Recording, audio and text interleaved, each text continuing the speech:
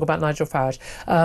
Rachel Reeves, I mean, the leaks from this budget, I don't think she's got anything left to say tomorrow. And if she does, I can't think what it is. But she's told MPs in a meeting with them last night, which of course was immediately leaked, that they need to unite around the budget. But she says it's not a pick and mix budget. You know, there'll be progressive things in it, i.e. higher rates of tax being paid by richer people than lower income people. But, you know, you have to take it as a package deal.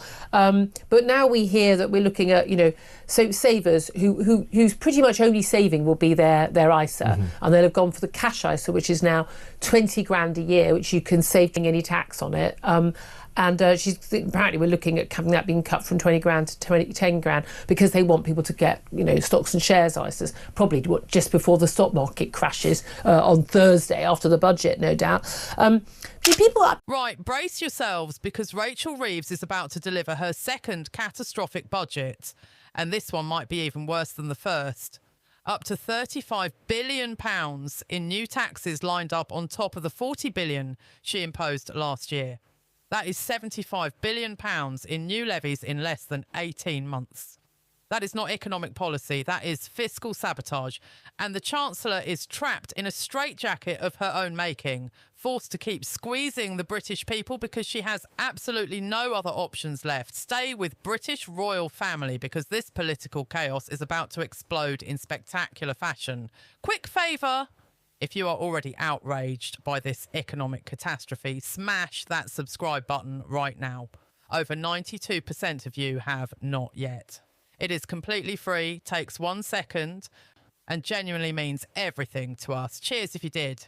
Right, let us talk about the disaster unfolding in Westminster. So here is what Rachel Reeves has done to the British economy in just 1 year. She imposed £40 billion in taxes that stalled economic growth, stoked inflation and pushed up unemployment. She delivered the so-called jobs tax, a £25 billion hike on employers' national insurance that was supposed to be pro-business. Turns out it was catastrophically anti-business. Critics say that one move alone has closed firms, destroyed 180,000 jobs and crushed growth completely. One tax, 180,000 lost jobs. That is not policy success. That is economic devastation. And what did the British people do in response? They left. 257,000 better off Brits fled the UK last year. That is nearly 4 times higher than the previous estimate of 77,000. 4 times. Reeves created an exodus. She made Britain so economically unattractive that 250,000 people decided to pack their bags and leave. That is what her first budget accomplished. Now she is preparing to do it all over again. She has scrapped plans to raise income tax, which is fine because that would have broken a Labour manifesto promise. But she has replaced it with something far worse.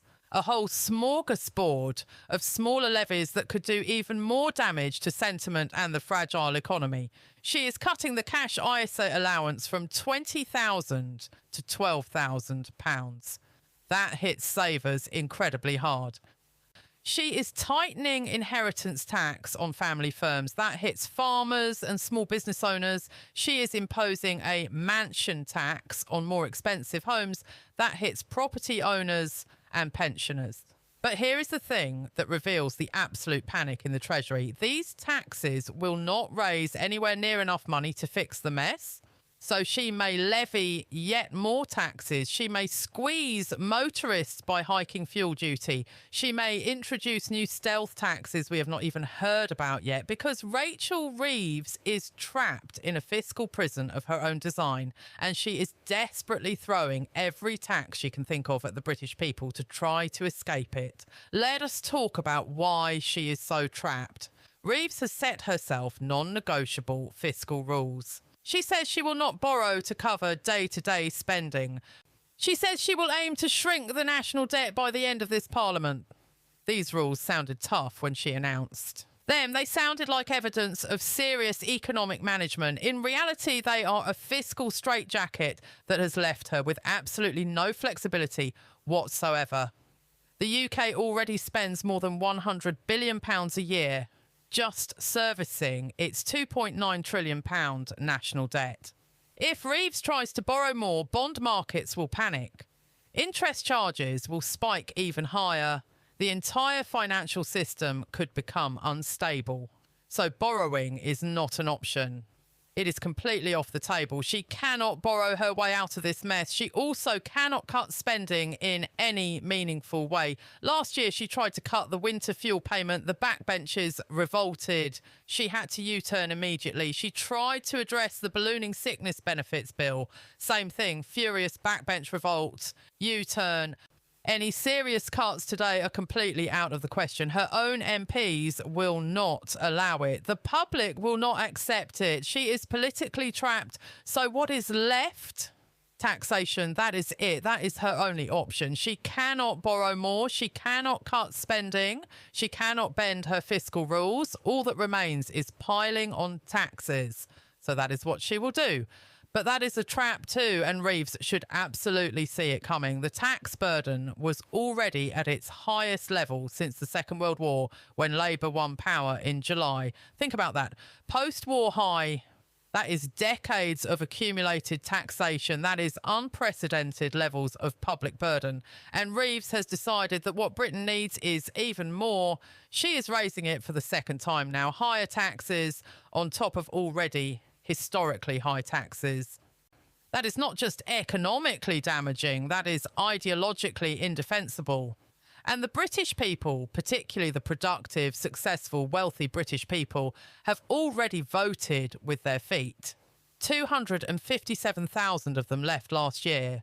Coming back for more taxes today risks accelerating that flight dramatically. Why would anyone stay in Britain to work if the government is constantly raising taxes on them? Why would anyone build a business here if the government is going to impose punishing levies? Why would anyone invest in Britain if the government is constantly making them poorer? Reeves has created a vicious cycle. Her taxes drive away the best and brightest. That reduces tax revenue. That forces her to raise taxes even higher to meet her fiscal targets. That drives away even more people. That reduces tax revenue even further. Eventually, the cycle collapses completely.